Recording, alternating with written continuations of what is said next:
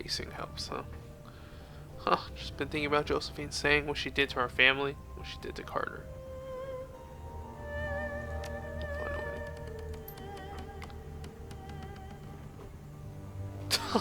Wow, his plan is to, here's what we do. We walk into Sang headquarters and ask for the boss. When she comes down, we grab her, take her somewhere quiet, and ask her why she had Carter and those runners killed. Find out what happened to Raymond, whether he's alive or dead. That's like...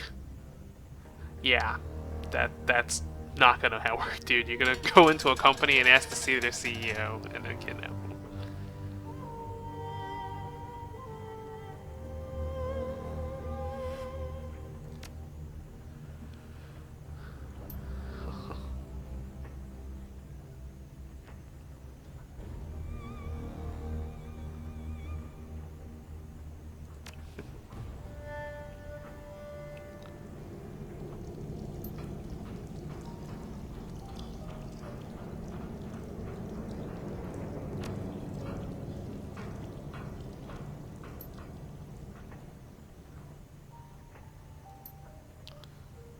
Oh, okay.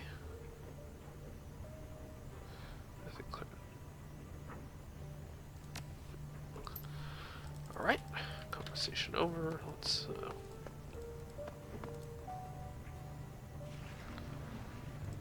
maybe Gobet has a new story for us. I know Isabel probably doesn't have anything new until we do our mission.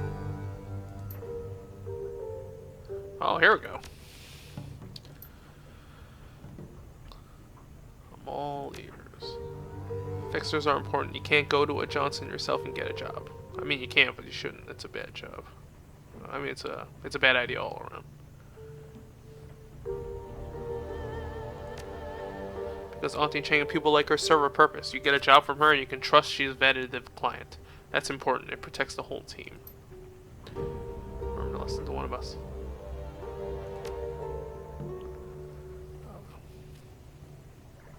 Okay. We were in a celebratory mood. We'd kill an evil wizard and stolen a priceless artifact. A good night's work by anyone's standards. Hodu and Egret got good and drunk in record time. Sui went back into his cabin with the shiny object to, I don't know, stare at it for a while or something. I returned to my cabin and crashed out. It'd been a long night. I remember waking to sounds, yelling maybe. I was groggy and they were far away. I couldn't quite make them out. The clock said 4:30 a.m. People are always partying on the raft, playing loud music, shooting off fireworks, that sort of thing. So loud noises early in the morning weren't unusual, but something felt off. I don't know. It's like a lot like a panic attack, really. That full body certainty that something is wrong. So I got out to investigate. If something was wrong, I wanted to know, and if it wasn't, I figured I might as well get in on the party. I stepped down the hallway, my foot slipped. I came down hard and landed on my ass and found myself sitting in a pool of blood. Well, that's not good. No, it was pretty bad. So it was pretty obvious by this point that something had gone horribly wrong. My first thought was that the shiny object might have, I don't know, unleashed something.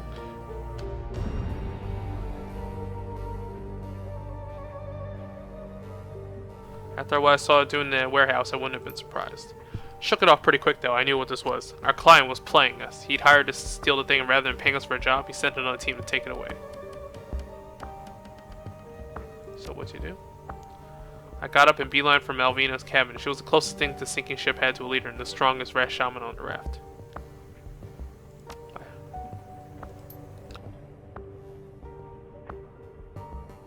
Ah. That's some pretty bad stuff. Ah, so the object was... Burst through the door, all ready to spread the news, and someone smashed a gun into my face. It was Cadmus, my friend. He jammed the muzzle of his Super Warhawk into my cheek so hard it hurt, and grabbed me by the belt with his other hand. I wasn't going anywhere. She didn't look amused.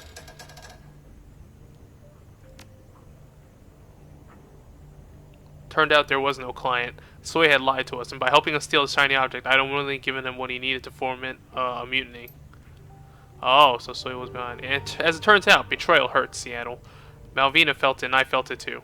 Sui had been a friend. I had risked my life to save his like 4 hours ago, and he tricked me into helping him do something unthinkable.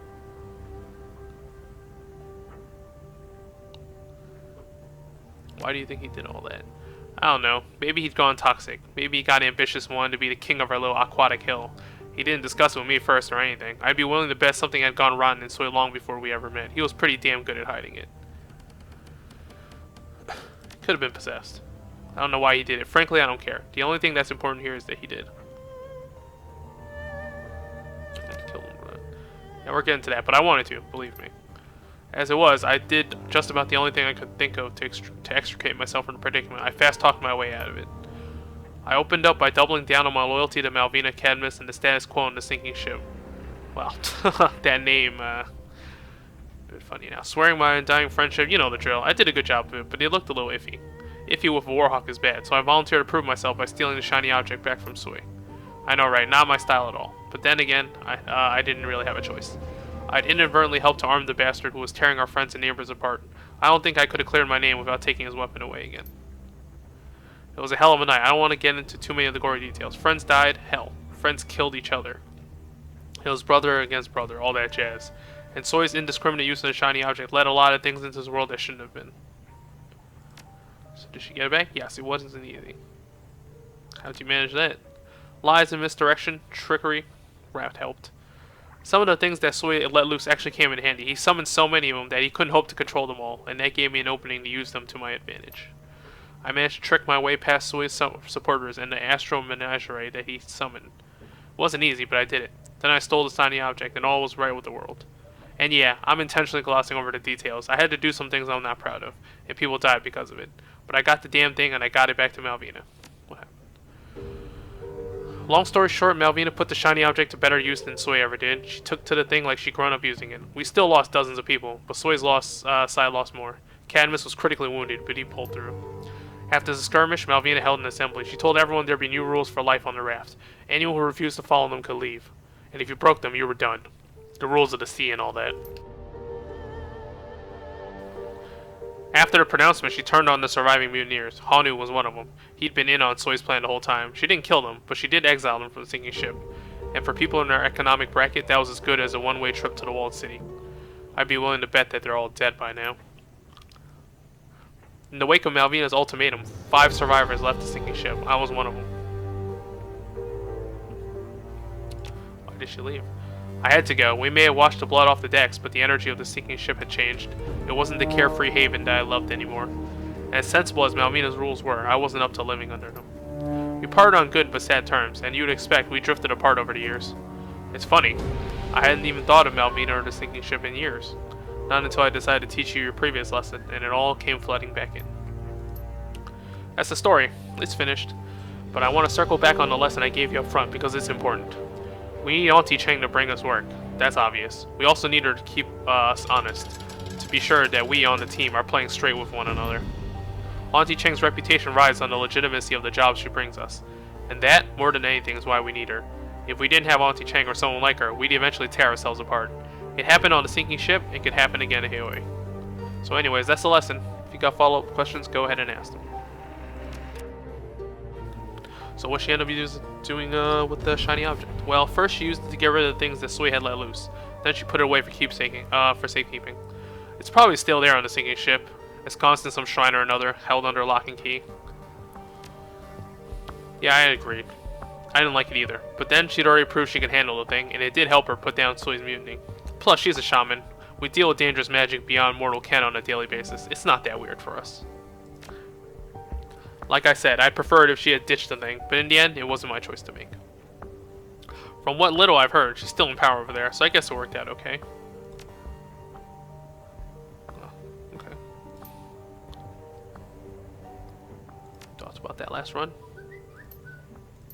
Oh wow, they actually remembered that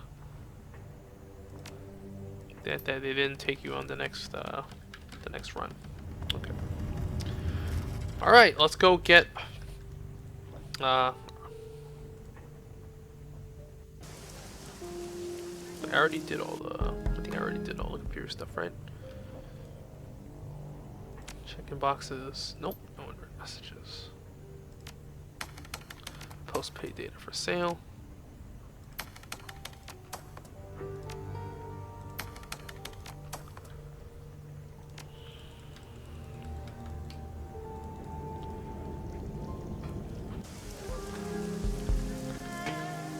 We have to go to the surgeon guy and get some stuff for our drone salesman. Did I talk to the troll guys? To the orc guys yet? I guess I did. Okay.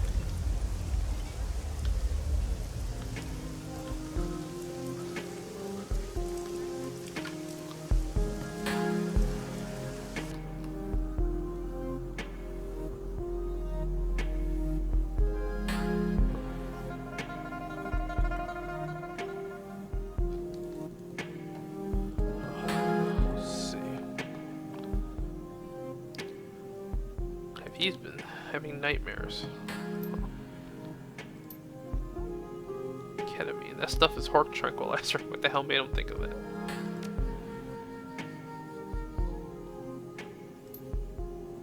That has some ketamine.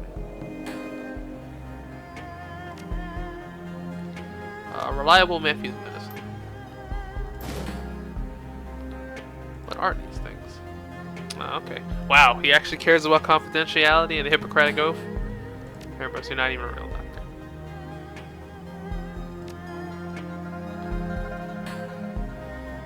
Etiquette social.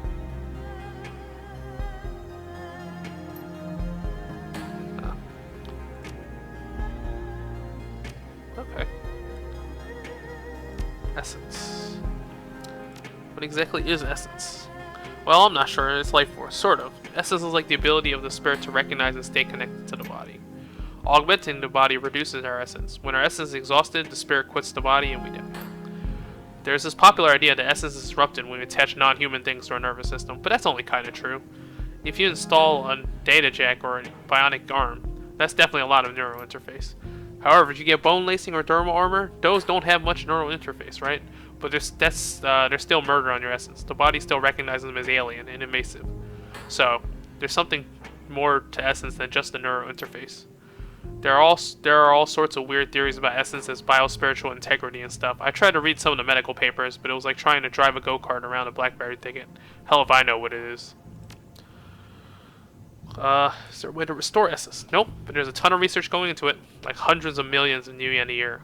The person who figures out how to restore essence is going to change the world. Think about it. We might be able to achieve full biological regeneration, or even resurrection of the dead. I wouldn't need replacement parts. I might be able to grow my own body back. That'd be something else. No. You drop below 0 essence, you die. Even every hardcore street soldier asks that. Trust me, there's no way to do it. However, it seems like people can cultivate the ability to carry a little more cyberware. Theorists think it's really just making the essence you got go further. As long as we're bullshitting, though, there are rumors about cyber zombies, corporate experiments, and deep augmentation going into negative essence. Hell, there's even some convincing evidence posted by runners that these experiments exist, but no credible medical entity has ever recognized proof. If that tech is out there, it's light years beyond anything you find on the streets. Do I think the corps are doing the research? Of course. Why not? But does it work? I got no idea. I got the ACHIS, Acquired Cybergenetic Hyperimmunity Syndrome. My body rejects all sorts of laws in biotech. My body now thinks the chrome is legitimate and everything else is intruder. I got a list of over 70 things I'm now allergic to, including bioimplants. So no clone limbs for me. Kind of a bummer. No horseradish either. No carrots, no barbiturates. Man, I used to love horseradish. Oh, there are a zillion different systems for measuring essence, but everyone on the street just uses the rule of 6. The rule says the body has an index of 6 essence, and all augmentations can be loosely scored on how much they reduce that number. It was originally the Medvedev-Dirac Bioholism Index after 2 early researchers. They figured the body had 6 parts, and they observed that replacing a limb with an early cyber prosthetic took around 1/6 of a person's capacity. They developed a theory that cyber capacity was based on bodily regions. Each region could have up to 100% cyber, and the whole body added up to 600%, which was written as 6. Turns out the whole theory was flawed, and body region doesn't matter much for essence cost, but the rule of 6 was easy and intuitive. It stuck, so we still use it.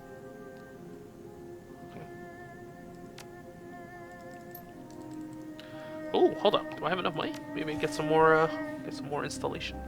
Oh yeah, I do. The Masamune. Oh.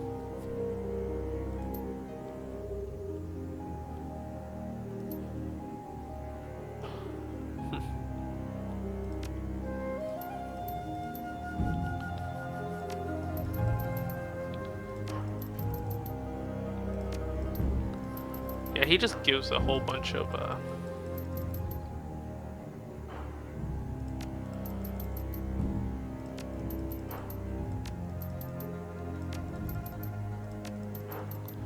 I'm just gonna, because apparently a lot of his stories are like straight up fabrications. All right, cyberware.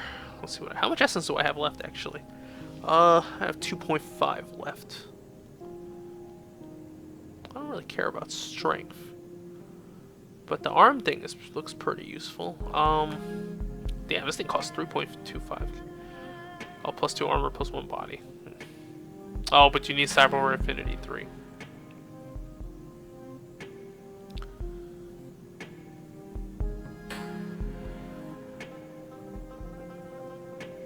So straight up ups your intelligence.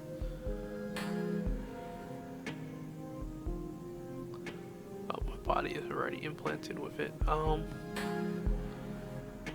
Let's see.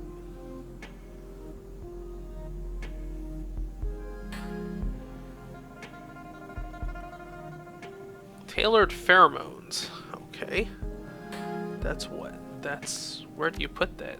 Oh, in the skin. Okay, it ups your... Alright, how much essence do I have left? Let's take a look. Alright, 2 essence left. That only took half an essence, and it upped my charisma by 1 point. So, we're fine. I'm probably just gonna take the stat upping ones. Those seem like the most important.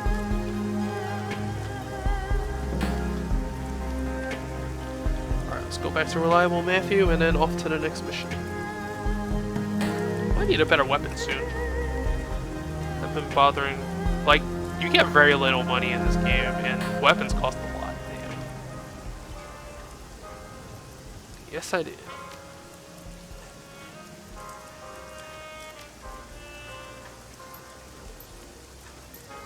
Oh, so his personality was a chip, basically. You just slotted a synthetic personality.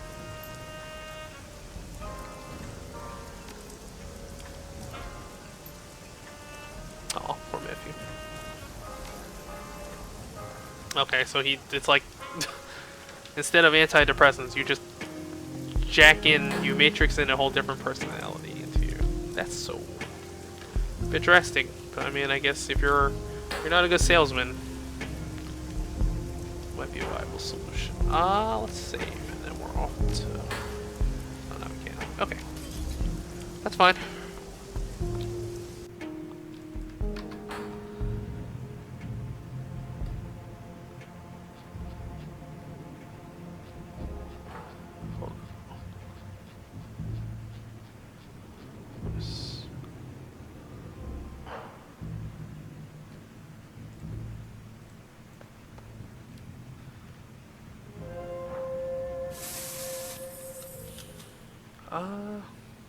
Well, let's do the museum thing. That's the last of the 3 main ones. That might be useful, having an extra person. Security specialist can be helpful. Alright. Yeah, this is probably my team.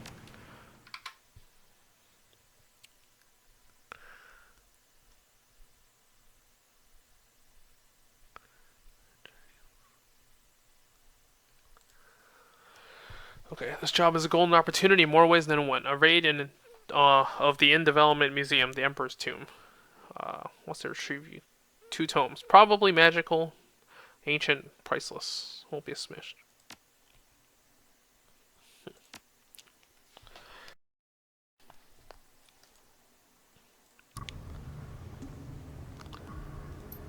Okay, go. I'll be appraising what you see as you go through this floor. Grab the best stuff and my alarm suppression keep you afloat. Just don't get too ballsy. If the books haven't been cataloged yet, they'll be in the basement, the tomb. I'll still be in touch. Okay. Okay, so no security right now.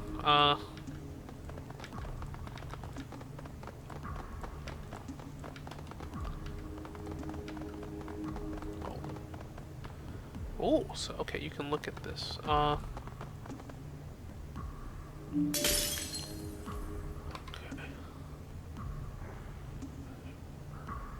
So anything over 800, basically, right? It should be good.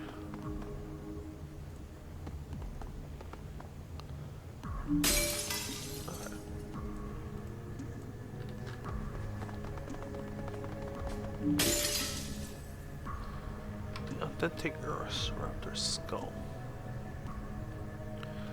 Okay, so we can potentially get 10 things.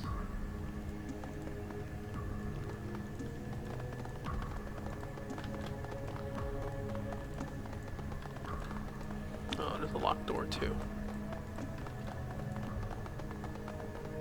Ooh, yes, 1400. Thank you. Taking that. Wow, you get karma for stealing stuff? That's awesome. Alright.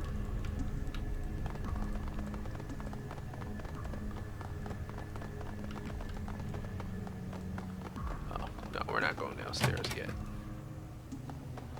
What's at this bookshelf? Wow. Damn it. Ah, I'm not smart or strong enough. Let's take a look. Maybe I can, I don't have it. That's annoying. Terminal.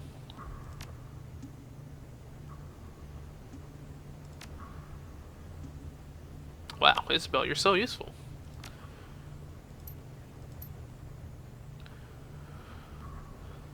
Construction is dangerous. Okay, so you get the blueprints. On-site accident, what happened? Fourth laborer lost to hazardous working conditions. Retracting investigation.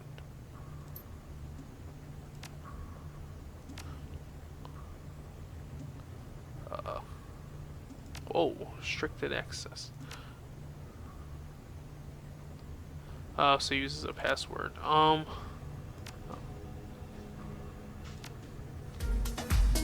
You could freaking.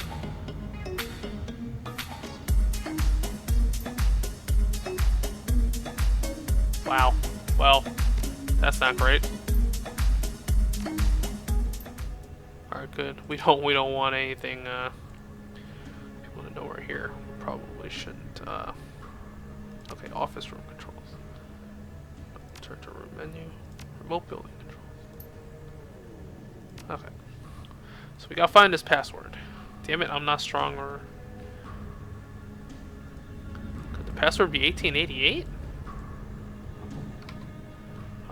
Let's see.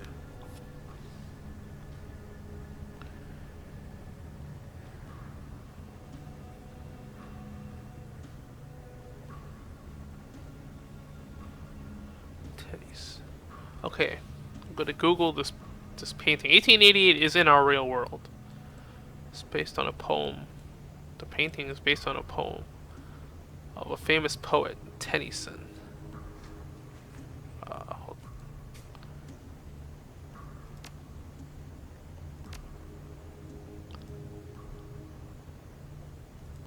Wait, what?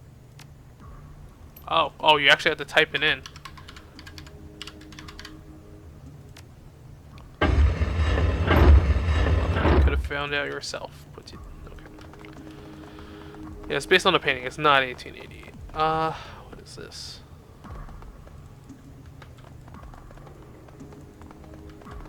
Ooh, this is where the big money is, I guess. And that karma.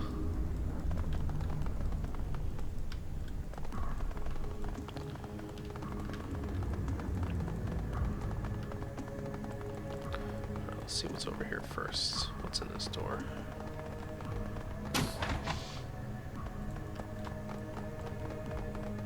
Security terminal, okay. Oh, it's powered off. Alright, good.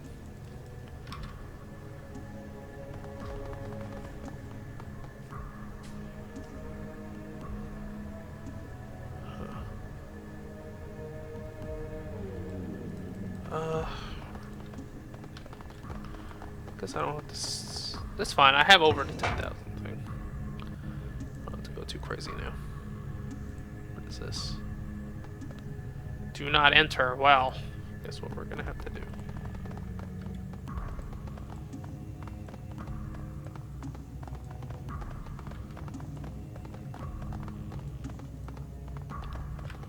Oh, whoa, whoa, whoa. Are there demons?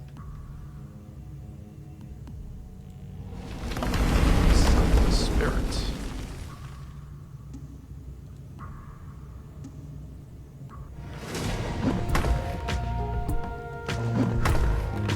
gargoyles alive in here?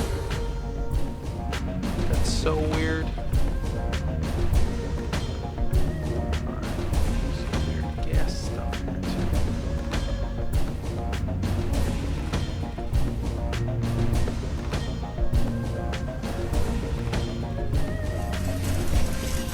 That weird, look at that weird fart gas. Okay.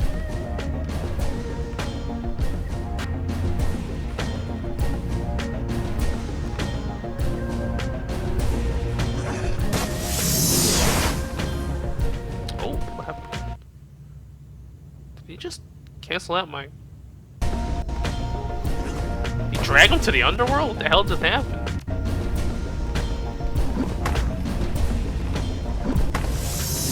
Alright, so I got rid of him. Mummified corpse.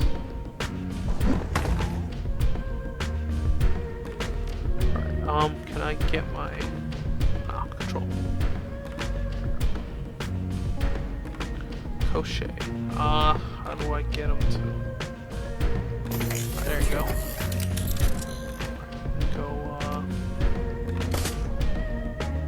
Oh, these guys are super weak. Okay.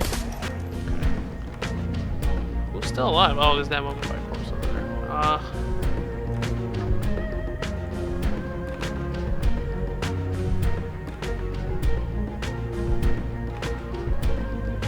Oh, why don't I have 1 AP now?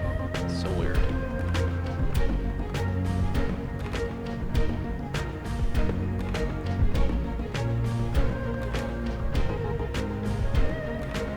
Oh, okay, he's over there.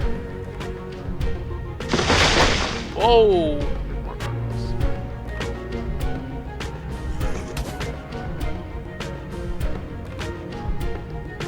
Just a little shot. Yeah, these guys are super weak. Alright, oh, good. Do I get to use my chainsaw? No. Oh yeah, there you go. Saw blade arm. Do it again.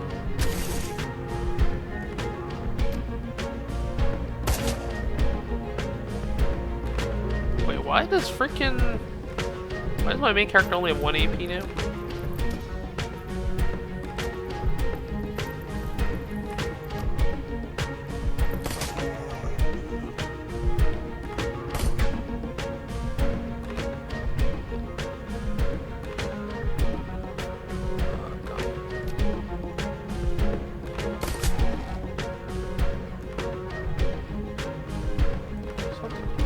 Why is my character so...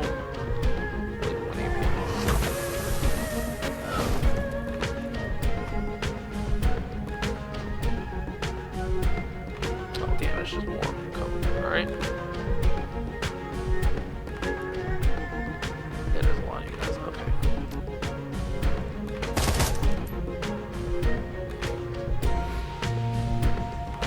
Let's just hit this one.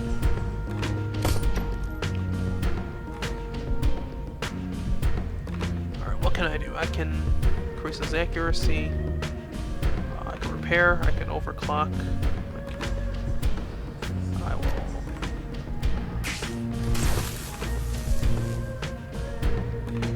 Alright, time for one more chainsaw. Chainsaw's on cooldown, that's fine. I have a shotgun blast, I think.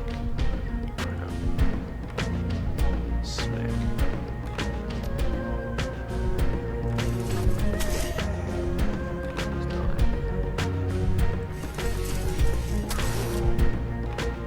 This robot's so good. This robot's so good. Will this guy burn?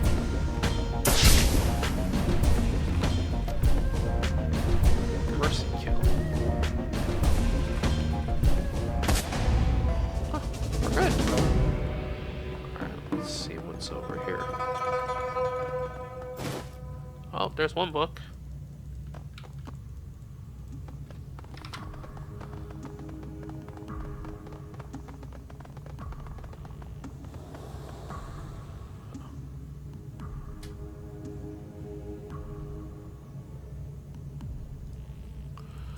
Let's see what we have over here. Oh, shipping. Okay. Okay, let's save because... Wait, why can't I save?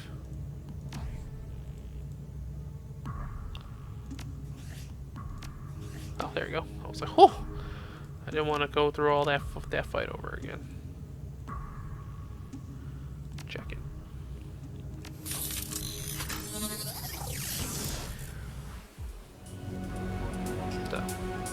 Oh, whoa.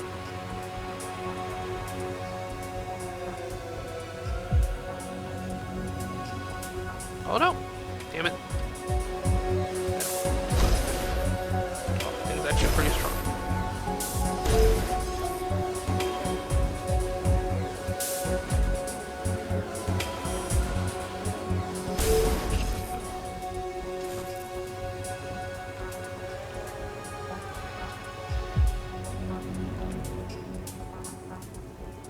What is up here? Nothing.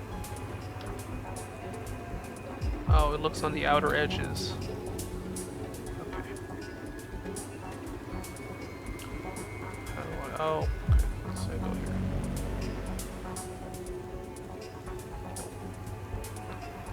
Okay. I can... There's actually a square I can stand there.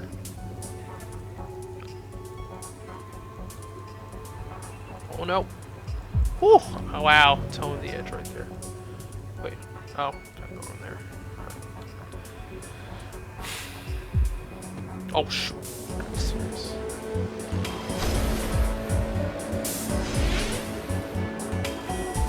Oh. Well, I think I got caught.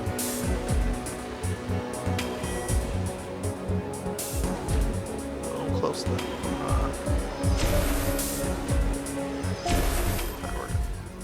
Whew, barely. So I have to wait until it...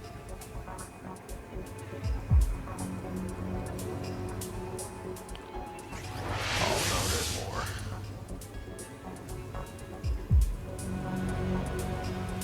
So just follow it. Damn, there's two of them?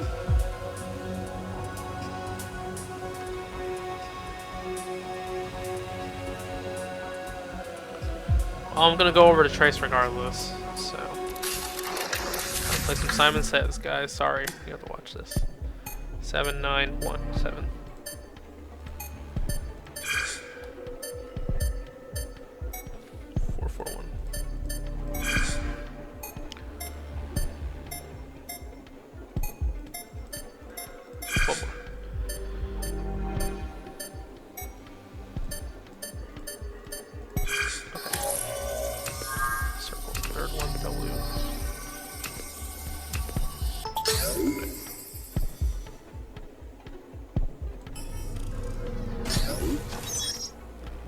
Oh, it's a spell.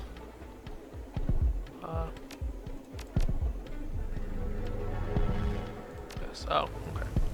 Something to sell, I guess.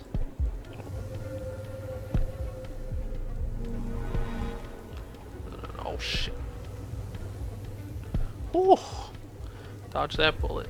Problem. Yeah, I'm definitely going over now.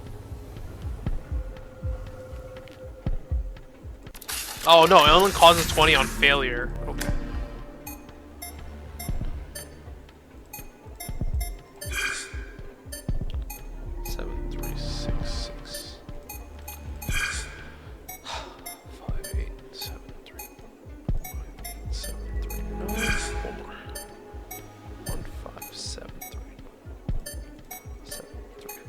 Okay. First one's a circle, third one's W, last one's W.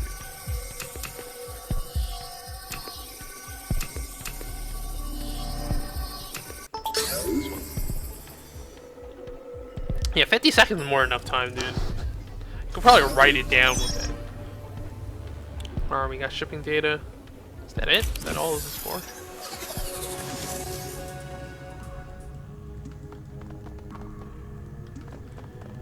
Let's explore the rest of this place.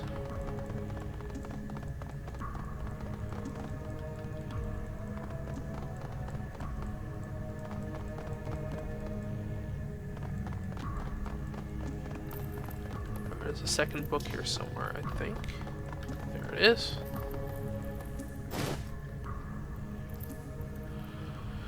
need to head upstairs so I can walk to security.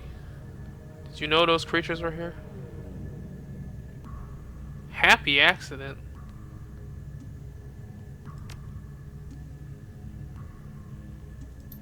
I have a bad feeling about this.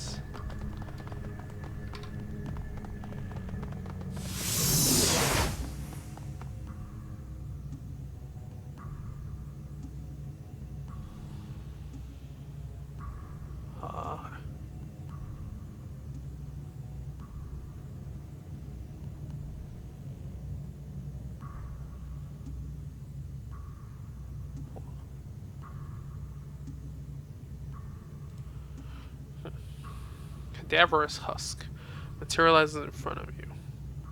Oh, so this is the guy. It seems you can move freely through his coming going.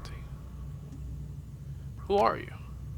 Assistant to a great man, an emperor. I was meant to continue assisting him in the afterlife, but something was unsettled. Bonds were broken. He is no longer here. I wish to search for him elsewhere. I want out of his tomb. I must free myself from this place, but I cannot leave. My soul is bound within these catacombs, chained to the bones of a life that I no longer possess. The books you are carried, they are alive. They protect themselves, distort space, and draw creatures to them who will serve. Well, that's...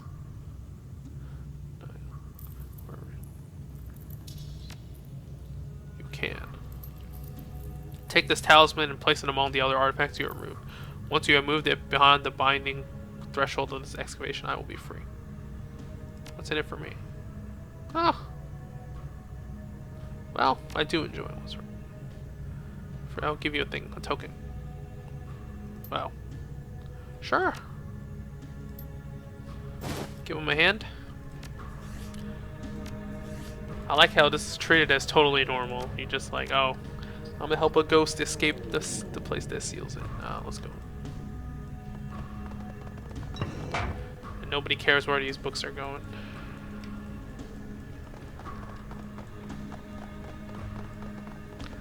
Let's go to the security terminal. Let's get out of there.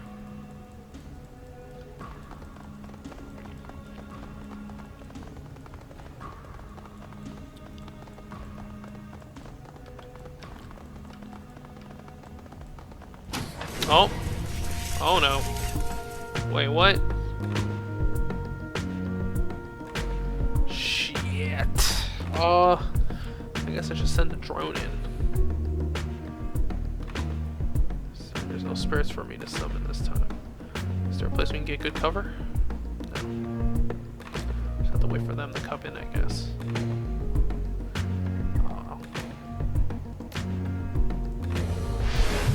Here's my own armor.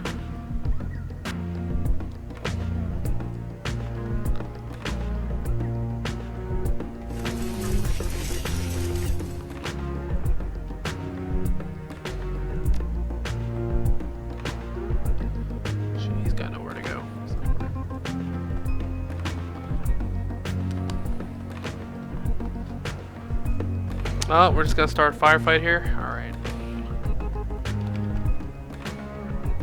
Grenade would be really useful right now, actually. Oh, damn, my accuracy is really freaking good. Maybe I'll just hit him from here.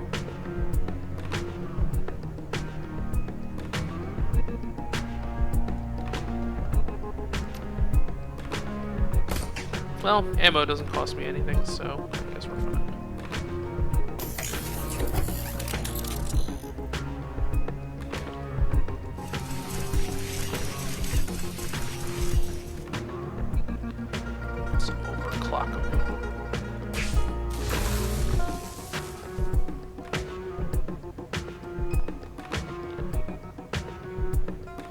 No line of sight.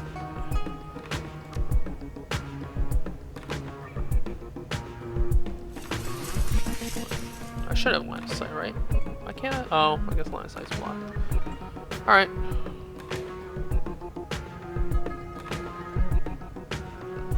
There's no way. I guess we're just gonna end it. Oh, you walked out right in front of the door? That's a mistake. We're about to get wrecked.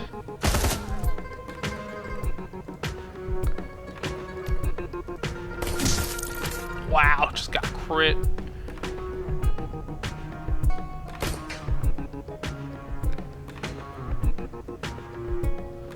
let's just do the drone thing. Chainsaw.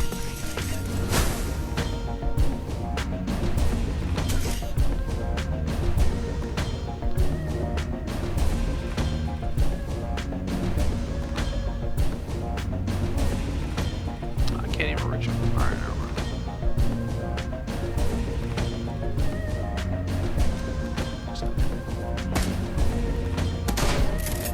Oh my god, you couldn't hit the drone with a shotgun? Oh, I should, Wait, what is this? Someone else will help over there. Oh, it's a security camera. Okay.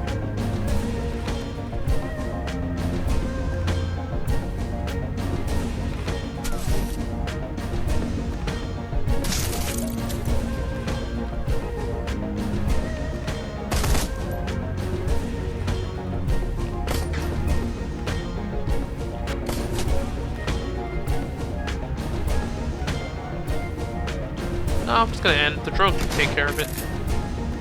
Especially if it decides to do stupid things like try to hit people with, like in another room with a shotgun. You're not. Oh, the drone's so useful. Change of plan. Search those bodies for a key fob. You'll need it to access the side door. My program didn't work as well as I'd expected. I've been monitoring the exits on my camera. The HKPF have the front lockdown. Oh, wonderful. So now I have to get more guys because freaking this guy's incompetent.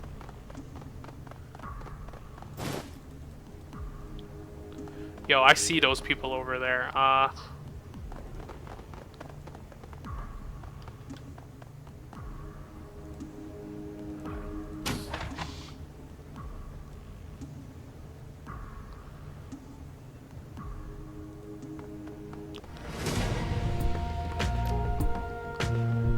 Was it a sniper? Oh, we should probably kill the sniper first. I think I'll lose half your life.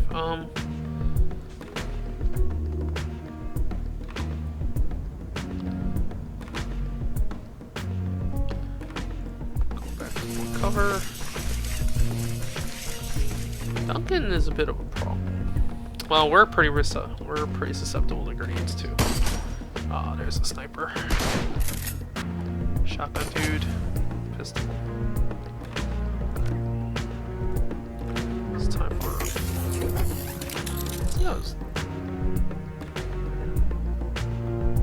That was guys.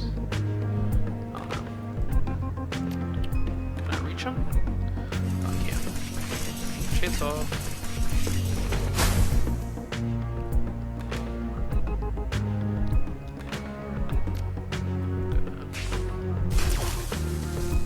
Oh, wow, you can get AP after your turn is done, which is kind of weird. But that's fine.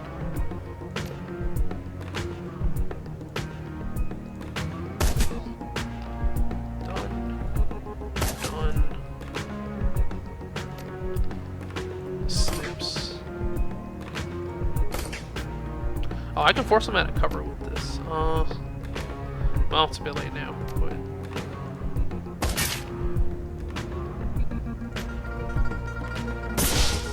Ah, I missed. That's fine. They're still pinned down. Oh. Get out of cover. Drone, finish him.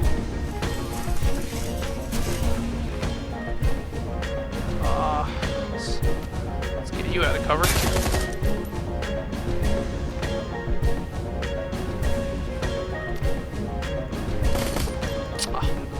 Alright, he's still too far to get a clear shot.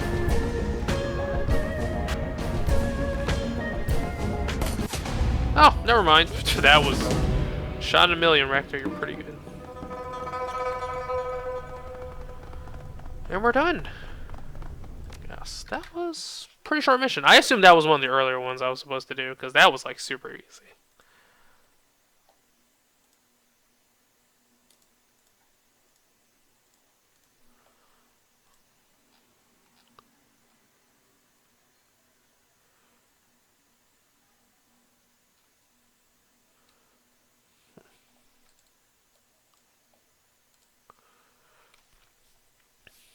The damage you cause will likely set the museum's development back even further. Not enough to cripple the project, just enough to send a message. By the end of the day, you still managed to break a lot of exhibits, displays, and even the faces of a few tomb crawlers. Well, stole a ton of valuables out there. It belongs in a museum.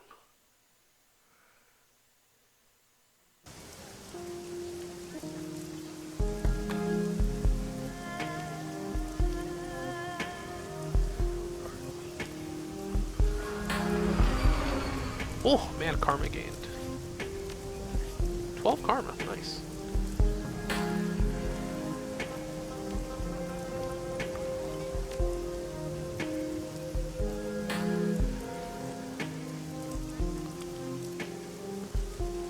Wait, didn't I get it? Oh, I don't know my first one. Okay.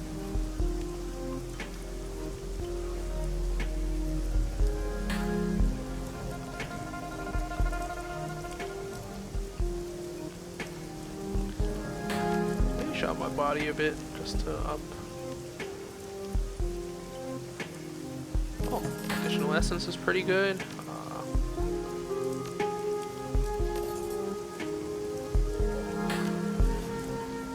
What's my essence at? 3 now?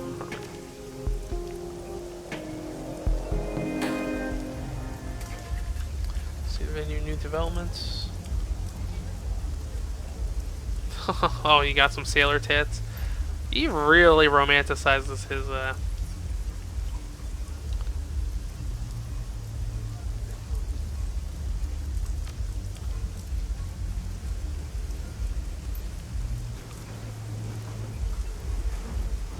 Talk to your father about all this? Doesn't take a genius to see my ba has no love for the club. I'm a little afraid he might be jealous when I tell him I'll be shipping out. I know he misses it. The adventure, the thrills. I can picture it all, unfurling the black sails, running up the skulls and crossbones. You've been reading too much One Piece, bro. That's not what he is doing. Yeah, I know it's not like that. These days, it's speed boats with machine guns, climbing up rope ladders in heavy seas and shipjacking. But hey, that's what I'm cut out for. The Hell Thunder crew, huh?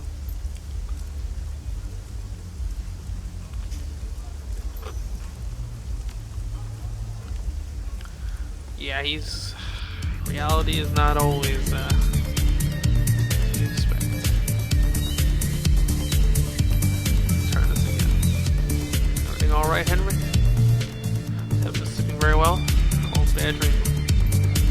There was a woman's voice, possibly Ermine, telling me I'm not wanted or needed. She urged me to leave by whatever means necessary. I think she wanted me to kill myself. And my boys were there too, only they were young again. But they didn't talk, they just snapped at me, trying to bite me. And their teeth, they had far too many teeth, rows upon rows of them, like shark teeth. I don't think I've ever been so scared in my whole life. I don't know, every time I try to be a father to them, I feel more and more like I'm anything but. I suppose it's because they're not my little boys anymore. They're grown men now. Wish it weren't the case. They were so much easier to handle and maybe easier to love. Back when they were just boys, when their dreams were just silly nonsense, but all the more endearing because of it. Now as men, their ambitions frighten me. I worry, but haven't the first clue on what to do about it. I talk to them, but I don't think Callum respects me anymore, and Freddy is in his own little world. Can you believe he was convinced I was a pirate? Henry lets out a sad laugh and just shakes his head. Right, back in my day, there weren't many true pirates in the waters around there. The bigger ships were too well defended, and the smaller ones mostly not worth the effort. But as time went on, more and more money poured into Hong Kong. That money attracted more sophisticated criminals. Rigged vessels, some of them former military, firepower, electronic warfare, trained men. I was mostly lucky. Wuxing was careful with his ships. They gave a lot of ships escorts in and out of the port and in the stretches where pirates were most likely to strike. Anytime we had big assets in tow, they sent an escort or air squadron to cover us. We had some light guns on the tugboats and that was enough. Pirates saw us for who we were, a trouble magnet with nothing worth stealing. There was only one incident, but we won't be talking about that. There are things I don't want my wife or boys to know about in this world. Or me.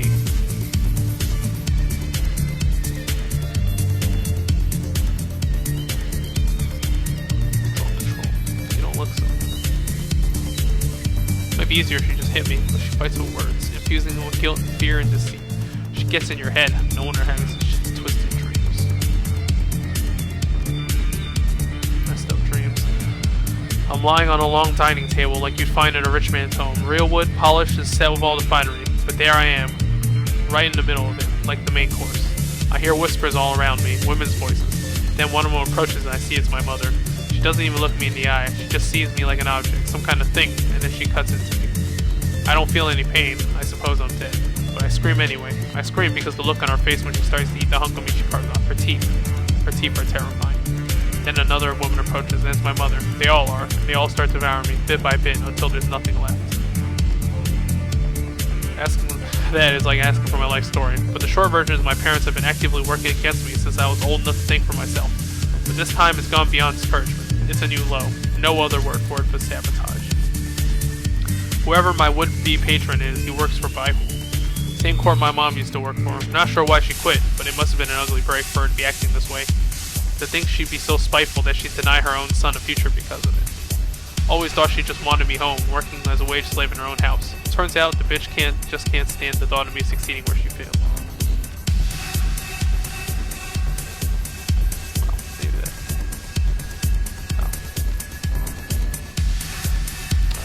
They're just temporary buffs, not worth the money usually, especially in a game where that resources. Spell magical tattoo, huh?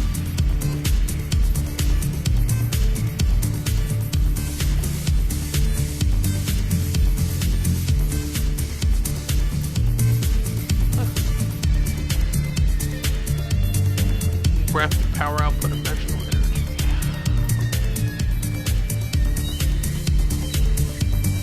Why not use a string?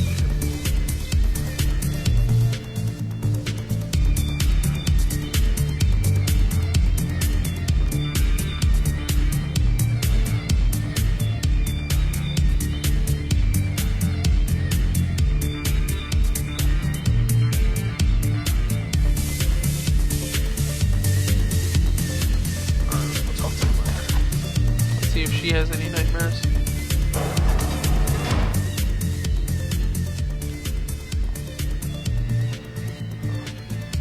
I just everything alright in our mind? It's about Callum and the man he's been in contact with. I know who he is now, and it's not right.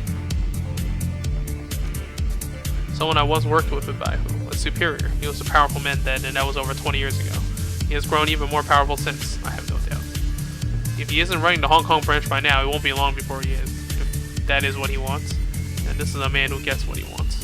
If he wants Callum, I think I'm going to lose my son. For the moment, yes, but I don't know how I can possibly keep him safe. I can't tell him why, but I have to make him understand that he cannot see this person ever.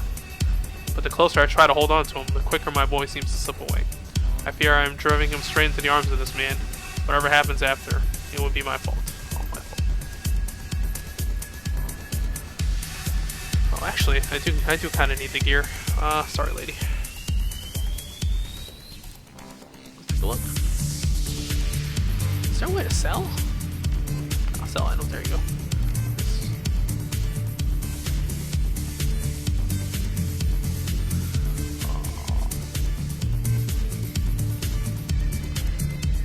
I think I would rather. I'm not gonna have a mage, so it's better off for me to sell that. I kind of want to keep that though.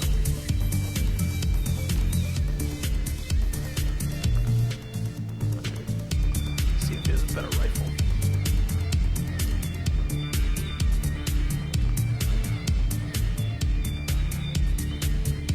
No, they're all too expensive.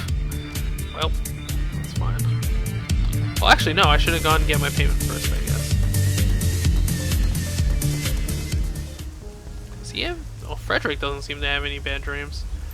Maybe he's not as burdened with angsty stuff, I guess. Oh, I should talk to Maximum Law. Let's see what's up.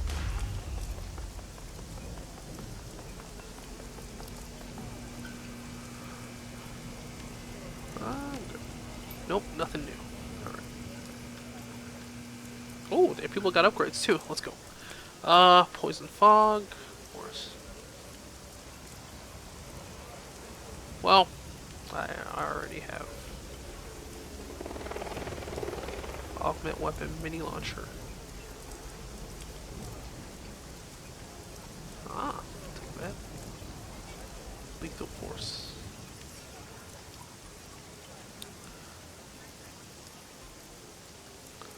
Strips 1 armor.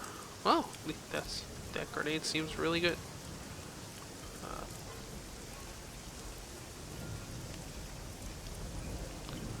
What is he? A red samurai. Gain ability coup de grace. Oh, so you have to stun someone and then you, well, plus 100 damage. It's like an instant kill. Oh, heal? Heal's always good. Predator. Yeah, the Predator seems pretty good. You can give him +2 move. That's amazing. Let's talk to Spider Shed first.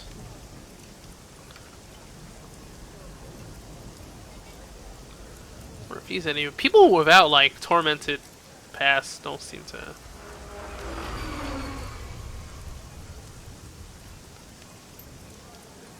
What's with the sword? My masterpiece, crafted my own. Lights on fire when the appointed owner holds it. Took 4 damos. Oh, the skills with the Tian. Tian means sword in Chinese. Orichalcum, huh? Human bone. The old Chinese masters will throw in human bones when folding the steel. The phosphorus does something or other to the carbon and iron. And I can't really explain it because I'm not a metallurgist. I just do what's learned on the mountain. But it works, believe me. It gives the blade a soul. It's not so much the edge that cuts, but that soul. It's why weapon foci go through spirits like a knife through butter. Well, that sounds pretty cool. Problem, I'm not a melee weapon kind of guy. Alright, we're gonna go do the Ares thing after that. I wonder if their game of Go is still going on. We can talk to Crafty too.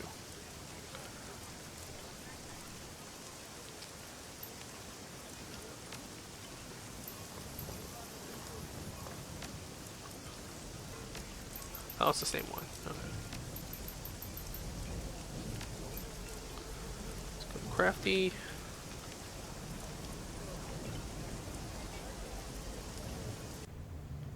Oh, there's somebody else here. What is this? Mysterious elf.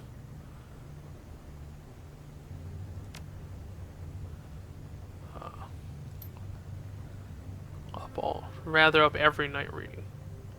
Look dog tired.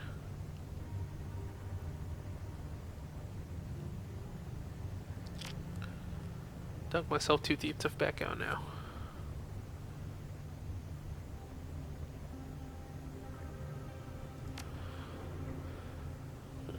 Journals are just as exciting as they are laborious, the latest.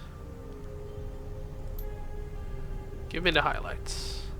Got a big finds. Mom's notes are a mess, so I boiled them down to most important information. Exorcism and the Yama Kings.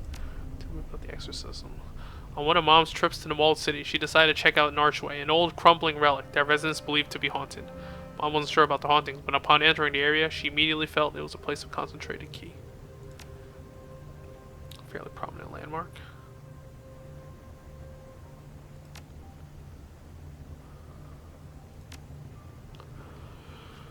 The key wasn't like your standard run-of-the-mill energy. Even for the walled city, this key was exceptionally dark, and it all seemed to gravitate towards the arc. She did what any kook on her magic brand would try, a Taoist exorcism. Went to hell, the exorcism failed and something happened to her. She broke. Oh, so it changed her. She grew paranoid and became a frail of mind and body, a mere shadow of her former self. It's as if she witnessed something and it changed her. She became more obsessed than ever, and that's how I remember her now, as that broken woman. I'm not sure how it fits in our investigation, but that sort of malevolence is coursing through the walled city. It's no wonder the people who live there experience such terrible dreams. What about the Yama Kings? Personally, I've only heard about the Yama Kings in fables. Yama is the judge of hell in Chinese mythology, by the way. Things to scare children to sleep to inspire awe. As you can guess, intimate knowledge about imaginary beings is largely non-existent. And here, we found the demons of the walled city. Through my mother's excursions into the slums, she came to learn that its residents had their own unique Yama Kings, different from the traditional ones. The people there are segregated from the rest of Hong Kong. Over time, they came to believe that their homes were possessed by local demons. Makes sense, considering the place's penchant for crime and disaster. There were 3 that Mom knew of: Lam Vi, Fu Mang, and Tian Ya. Each Yama King is associated with the negative energy on which they feed. Lanvi feeds from cowards, Fumong from the guilty, and Tianya slaves. Unfortunately, my mother's handwriting declined with her sanity. She has a lot of details in here about local Yama Kings, but I can only make out bits and parts. There's a list. Something about rules? Maybe laws of some sort? The things that stood out to me is here. It's about the propriety surrounding ownership in deals, exchanges, and negotiations. Luncheons? No. That last part can't be right. Anyways, it says the Yama Kings, under rules or laws, must adhere to the terms of a deal. And there's something else, but nope. Can't read anything past that. You know, it's strange to me that Mom found these mythical beings significant enough to mention them in documents. It makes me wonder if she thought they were real or connected to the curses she believed in. It's not the best lead, but I think that's a step in the right direction. Who is this mysterious elf? Oh, hey, he's from the other previous Shadowrun.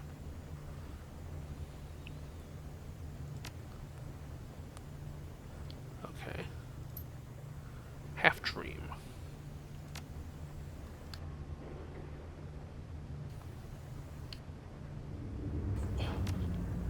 I think he was in Shadowrun Returns. The face looks familiar.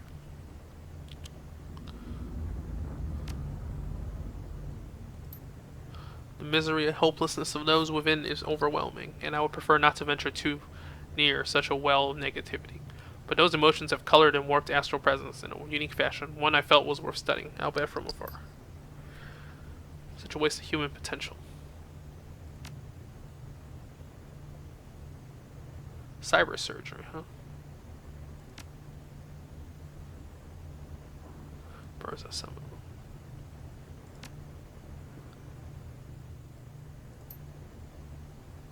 The nature of magic is fluid, especially in these tumultuous times, so soon after the dragons have awoken. Well, that's it. Nothing too crazy. Alright. Yeah, so far my shamanism has mainly just been relegated to summoning spirits that are super powerful, to be fair.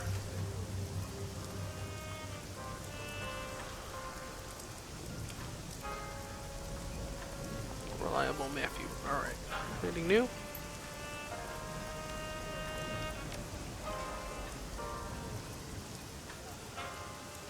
You and Chip, I like to talk to.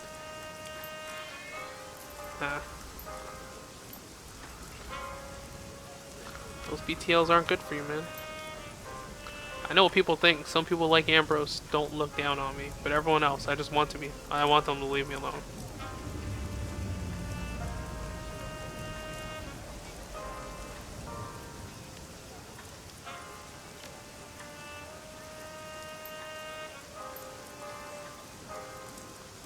Sure.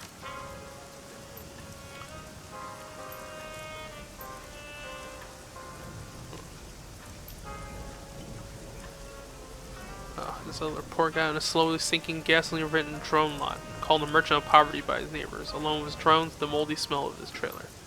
Makes me angry. I was angry about this heartless shit heap that calls itself meta-humanity, but also makes me proud.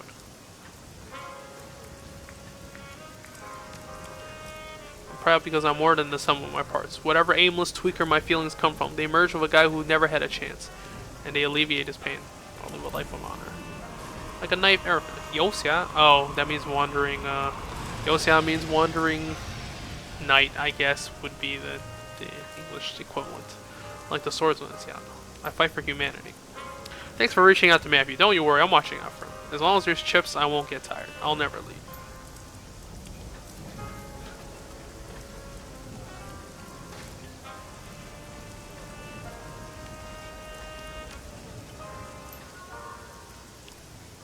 Oh, get a karma. Okay. Oh, back to the ship we go.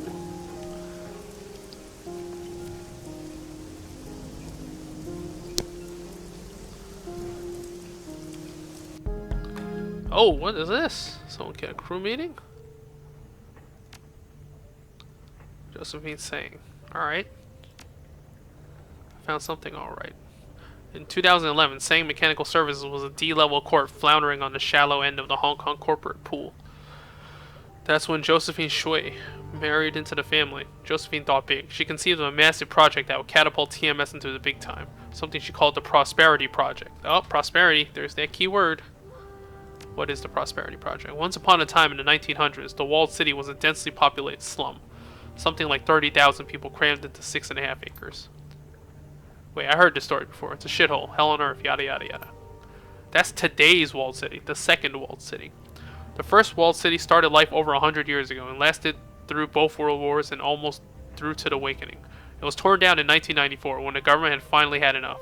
It had become such a haven for criminals that the cops would only enter in large, well-armed groups. Sounds familiar? In 2021, hey, that's only like 4 years from now, Josephine Sang proposed a vision for a new type of low-income housing project, the Prosperity Project, a self-contained, low-cost, walking neighborhood for the poor, but on a grand scale. The Prosperity Project would give Hong Kong's poor and the flood of refugees pouring into the country a place they could call their own, something that felt more permanent than the sprawling tent city that spontaneously sprung up after the first walled city was demolished. The slogan was a place of prosperity a place of dignity where prosperity begins. The apartments weren't much bigger than the space you get in your average coffin motel, but they were built around plazas and marketplaces that contained goods and services catering to the poor. The government forgot the lessons of the first walled city. They loved the idea of containing the refugees and the poor to only a few densely populated blocks. It kept them out of the public eye. Securing the contract catapulted Sang Mechanical Services' fortunes ahead. It eventually put Josephine Sang onto the executive council. It's a very big slum. Apparently, it was also the beginning of a series of lucrative building contracts that propelled TMS into the big time. Where does Raymond come into this? Raymond Black doesn't come into it at all, but Edward Sang does. Well, is that the twist? You got it. Raymond Black was actually Edward Sang, the only son of Josephine Sang and her late husband, Breakwater Sang. Edward was in charge of laying the groundwork for the walled city, excavation, utilities, running in power lines, sewage, that sort of thing. What kind of a name is Breakwater? Cooler than he was, apparently. Breakwater Sang was kind of nobody. The nothing son of the company's nothing founder. The best thing he ever did for his company or his family was marry Josephine. Then die of a heart attack and get out of her way. Wait, this doesn't make any sense. Remember that massive gray water leak that flooded the basement back in 48?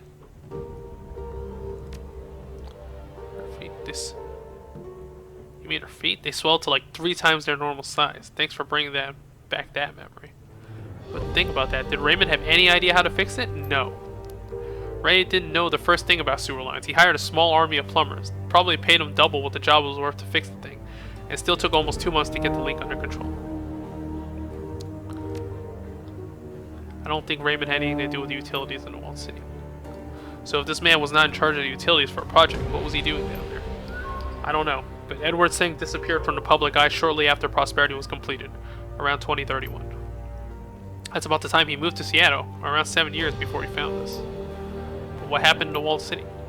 And what would make Raymond want to go back in there after all these years? Ooh, damn, karma? Just for revelations? Okay.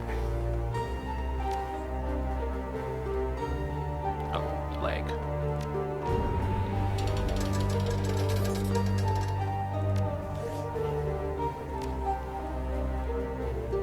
Alright, let's get paid first, and then on to the fruit talk. Out of town. Huh. Data retrieval.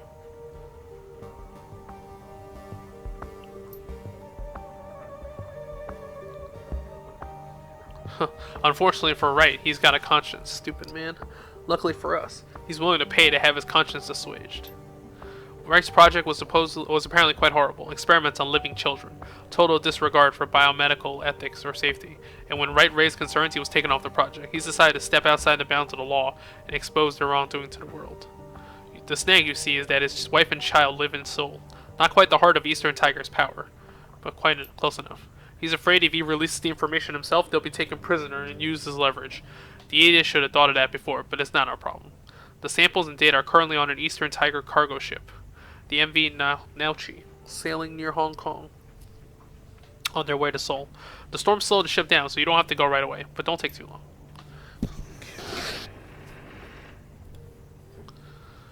So we're gonna take his... We're getting his kids, or we're getting the data?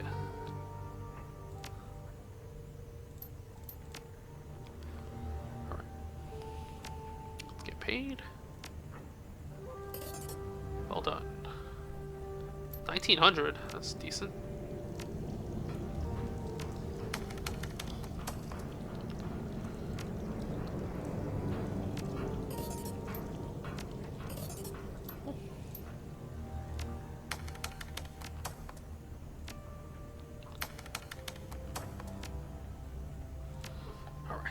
I got a decent amount of change. I should probably buy some new equipment, I guess. Rector's probably too busy to. Yeah. Don't worry, we're gonna go get your research back next, Rector.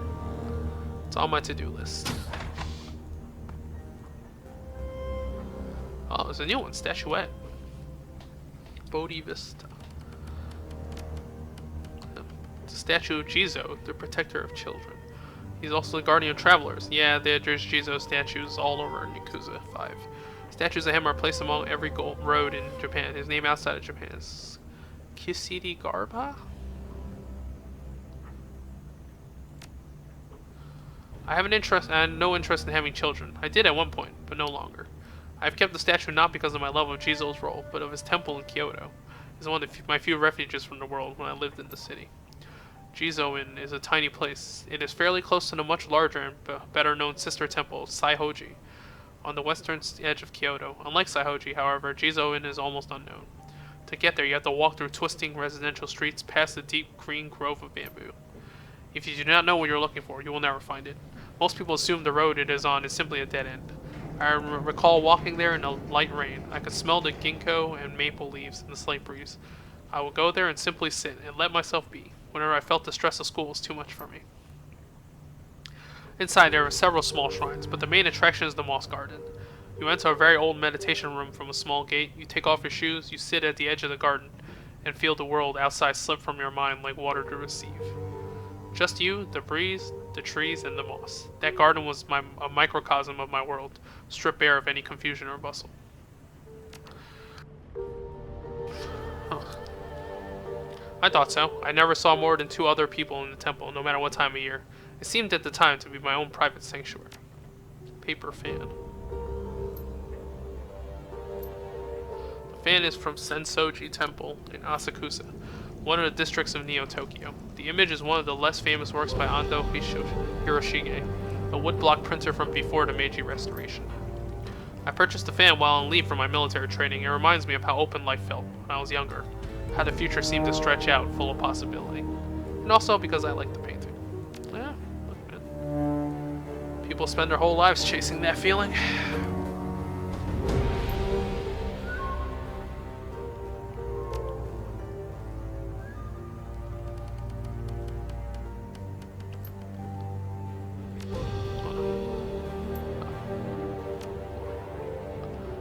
Hagakure, that's a real book, written by Yamamoto Tsunetomo, and is a treatise on what it means to be a samurai and how one should best serve one's lord.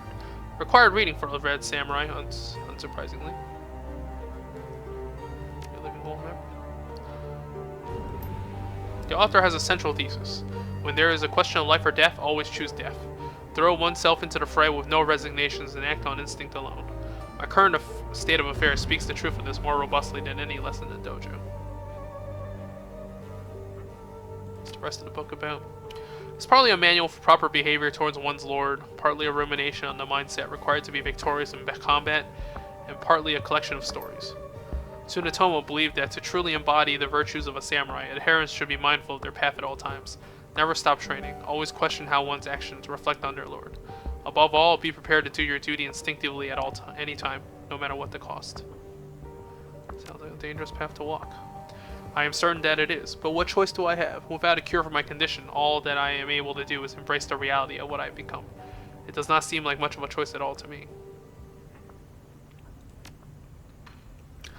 I suspect he would not approve of my decision. For him, a commandment to take one's own life was sacrosanct. But he also had a strong belief in lords treating their retainers justly and with kindness. In practice, this was not always the case.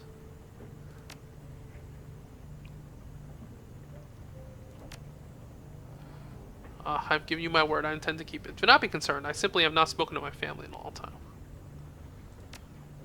Not when I was younger, no. But we came to an understanding eventually. It simply took some time to get there. Longer than he would have liked, I suspect. Yasujiro gave me an ultimatum after my run-in with Shiwase Security. He told me he had cut a backroom deal with a rival in Shiwase to keep me out of prison. The charges would be suspended if I finished high school and studied at Kyoto University, with the intent of joining Renraku. If I did not, Shiwase would take me into custody and I would spend time in prison. What did that cost him? I have no idea. He refused to reveal what he had been forced to do in exchange, but I cannot imagine it was cheap. Insider information, perhaps? A deliberately botched contract? Yasujiro was a manager in the water and power division, so the deal would have been lucrative but not secret. I had always taken my family for granted. Raised in a Renraku family, going to Renraku schools, I always had a sense of place, of belonging where I was. The thought of all that vanishing, I simply could not imagine it. Suddenly, the reality of my actions became clear. From then on, I tried to be the son he wanted, and he seemed glad of it. We grew much closer over the next few years. He took time off to visit me when I was living in Kyoto. He was a very busy man in those days, a lot of responsibility, and very little time for himself. I was impressed that he would carve off as much time as he did just to go camping with his son. Very much so. The land around Kyoto is protected from development due to historical and cultural significance. Most of the mountains are considered sacred, so the Diet declared them a natural preserve. We made several trips to the area between Kyoto and Nara, around the village of Ide. We camped in the mountains above it. We would hunt wild deer and boar there using my family's antique arquebus.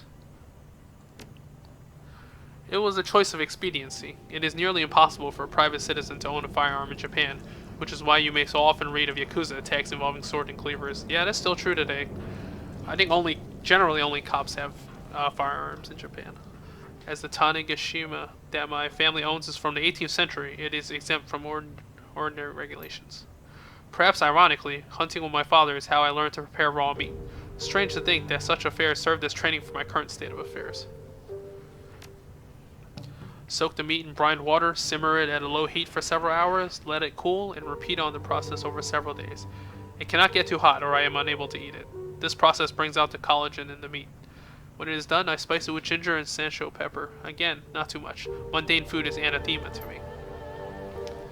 Those were good days. I am sorry I cannot go back to those times. When one joins the Red Samurai, one must give up all attachments of one's previous life. The company, the code, and the unit become the entirety of your world. And even your family's ties must be cut, especially those. Anything that could distract you from a mission must be purged. Commitment to the unit and the company must be total. Applicants must be human, Japanese, and utterly devoted to Renraku. Your unit becomes your family. Your commanders, your father and mother. Your teammates, your siblings. Red Samurai are not allowed to reveal our identities and position to anyone outside the Special Operations Group. Even if we wanted friends outside the unit, we could not have.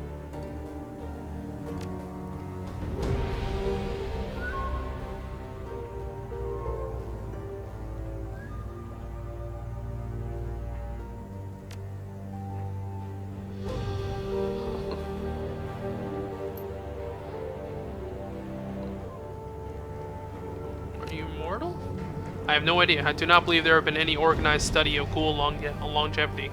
Most strains of the human metahuman vampiric virus impart a semblance of extended life, but I do not believe that the Krieger strain is one. Somehow I think it is more likely I will die in combat than of old age, no matter how long I live. Be interesting to act it out. To what end? I live by the sword and I will die by it. I have no illusions about my chances of growing old. How would I live out my days? In a rural country village, eating people who happen to expire on nearby roads? That will not be my fate. That will not be my fate. No, they're actually new teeth created by the infection. I suppose it is a natural advantage to have teeth better suited for carnivorous pursuits. Most ghouls smell like rotting meat. Diet and cleanliness. Most ghouls eat rotting flesh and do not bathe. I eat fresh meat and bathe regularly.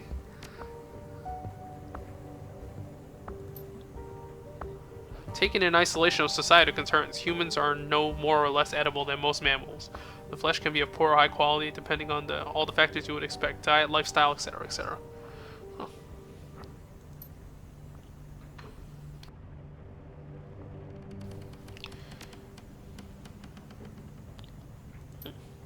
Oh, well, it's very practical.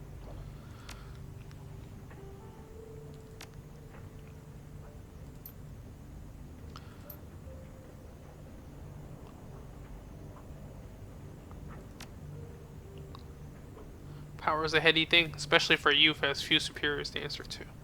Huh. We developed a sense of superiority over others and began to abuse our power. I believe that may have been part of the point. Huh. Yes, I believe the purpose of the Youth Brigade is to teach students to glorify the group over the individual, already a strong concept in Japanese culture. In so doing, the students are prepared for the realities of their future relationship with a corporation. We did as we were taught, such as the way of authority on the young.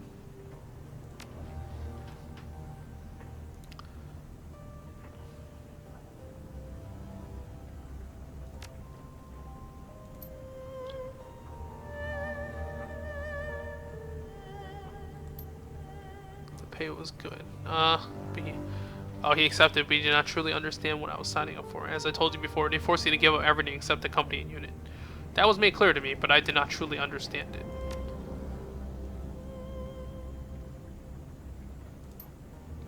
Training is extreme. Ugh.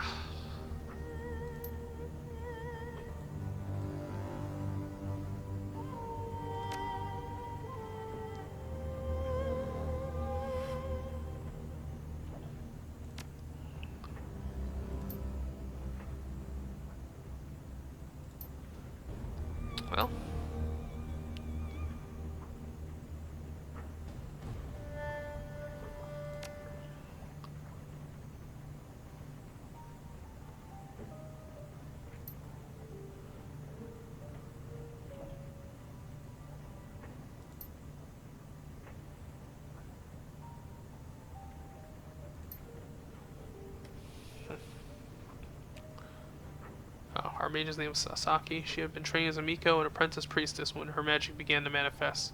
She was in the unit for a challenge and for the money. Her family had always been poor. They had always told her she would never amount to anything. I think she joined the Red Samurai just to prove to them she could do anything she wanted.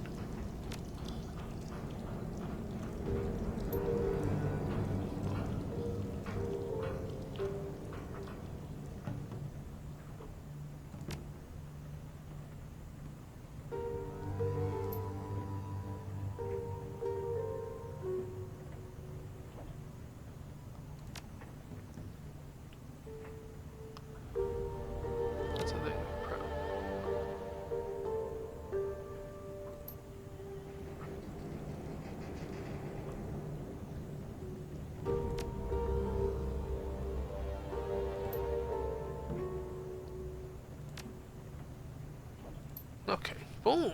Wow, that was really long. Let's see if anyone else has anything. Guess I'm saving the Ares run for the next episode. Take a nap. We have to get to the end of this dream sequence. Oh, nothing. Don't get anything new.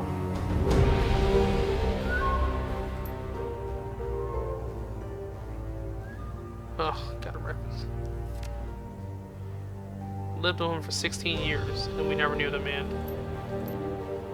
Well, that's it. Oh, it's okay.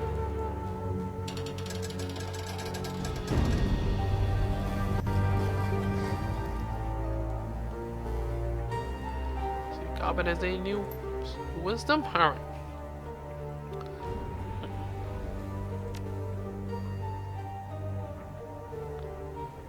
Okay, you don't look well. I don't really do the whole haunted by the demons of my past thing.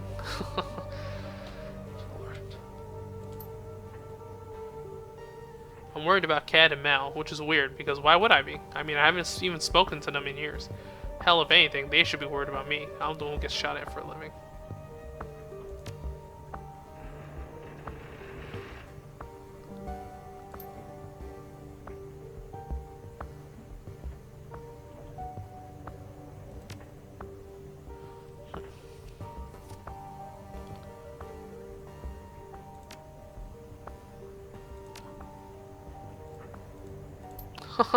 Yeah, maybe I should start actually bringing them on some of these runs. Alright, that was an hour? Damn, it was like an hour and a half? Alright. Until next time. One mission at a time. This might take like 10 more episodes, I'm afraid.